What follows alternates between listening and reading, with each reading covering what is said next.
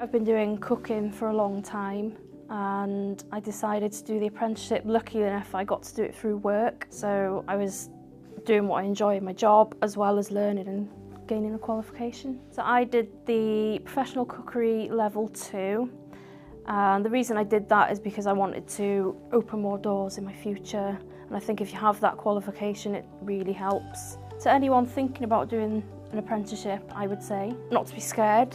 Definitely go for it, enjoy it while you're doing it. Don't be afraid to ask questions with your tutor, and yeah, just enjoy yourself with it.